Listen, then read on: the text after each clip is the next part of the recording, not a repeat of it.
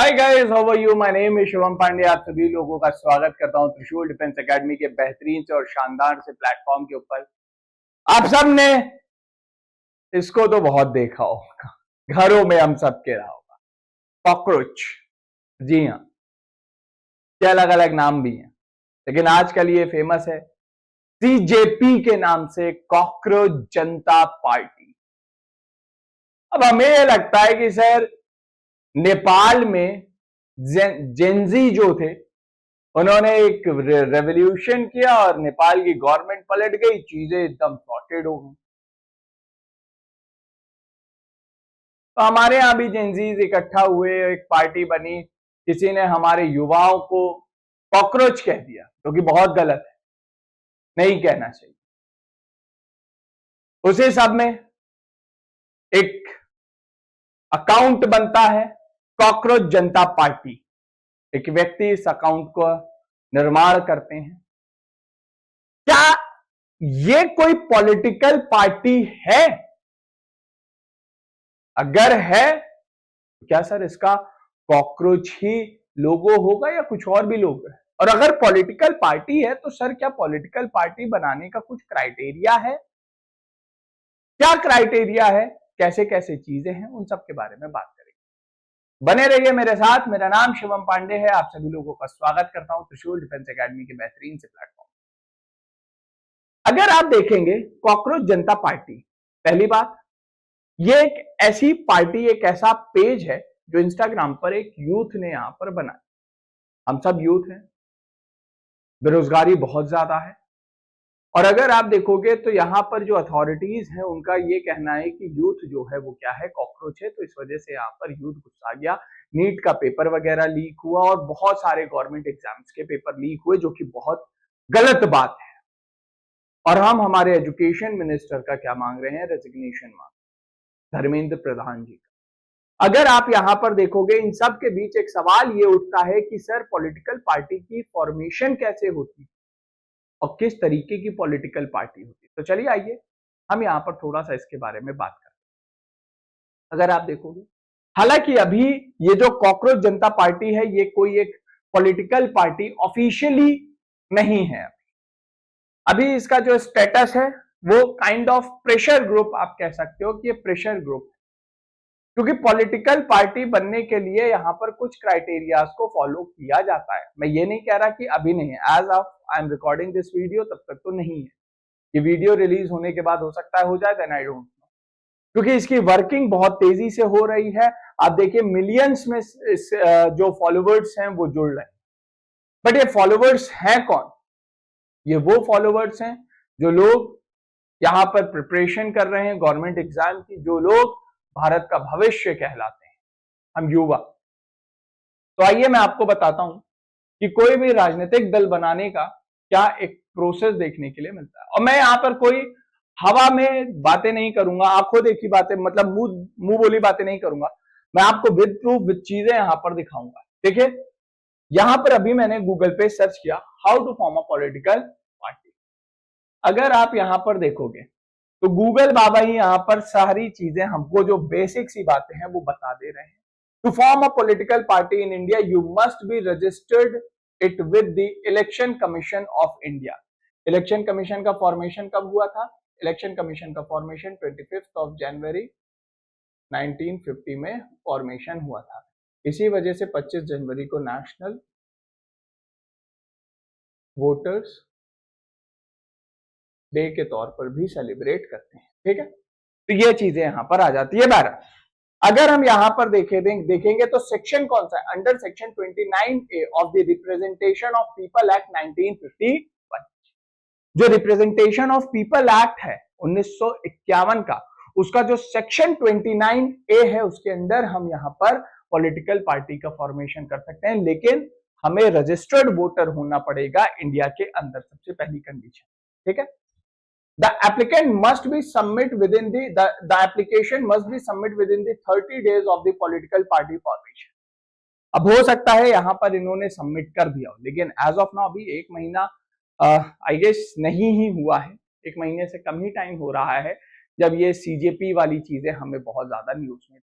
के मिल रही है, लेस देन 30 डेज। तो एज ऑफ नाउ इसीलिए मैं कह रहा हूं ये प्रेशर ग्रुप है, ये पॉलिटिकल पार्टी नहीं है, ठीक है, क्योंकि 30 दिन का प्रोसेस तो हमारे संविधान में दिया गया है।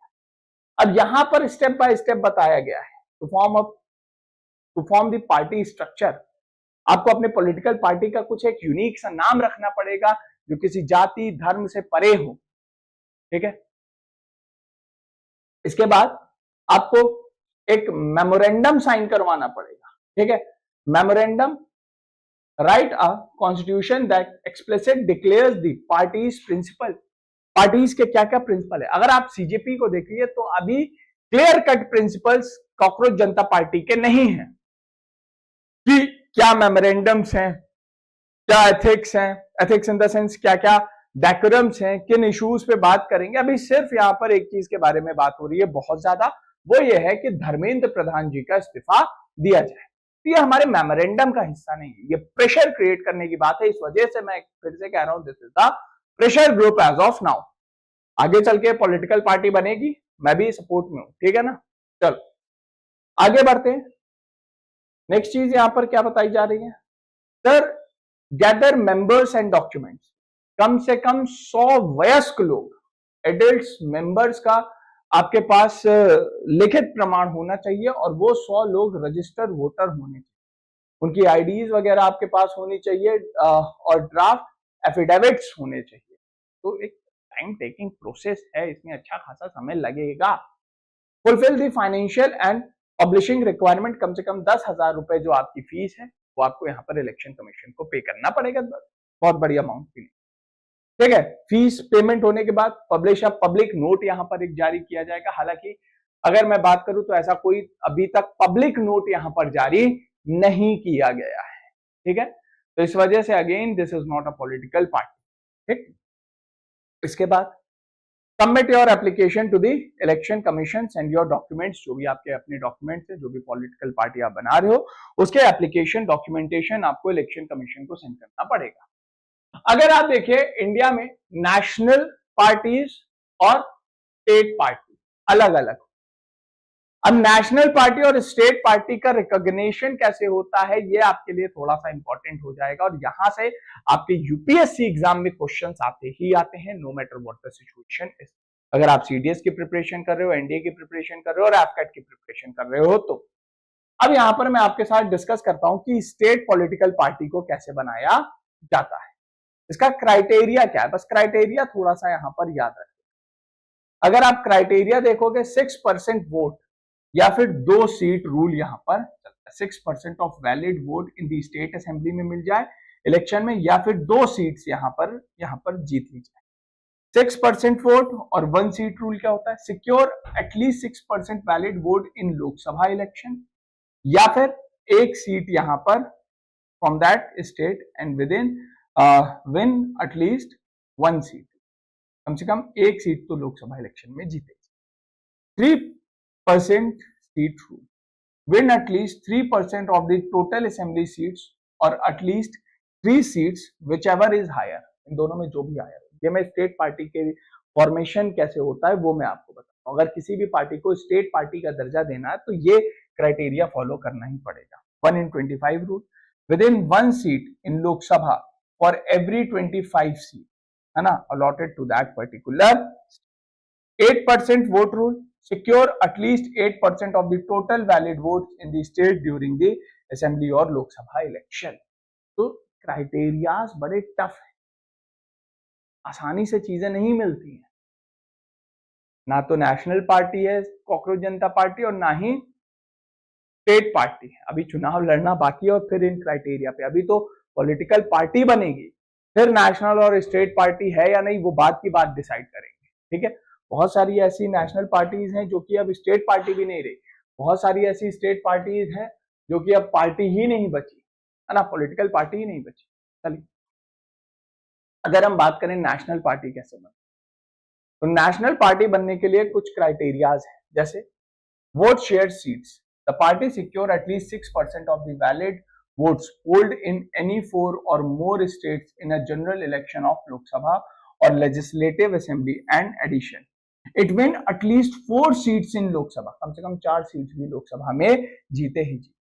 Total seats the party win at least 2%, याद रखिएगा कितना, 2% of total seats in Lok Sabha and these members are elected from at least 3 different state, 3 अलग अलग राज्यों से ये 2% सदस्य होने चाहिए।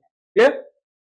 और यहां पर जो स्टेट पार्टी देखने के लिए मिलती है, अगर किसी भी पार्टी को रिकॉग्नाइज किया गया है स्टेट पार्टी 4 अलग अलग राज्यों में, तो उसको हम नेशनल पार्टी का दर्जा देते हैं।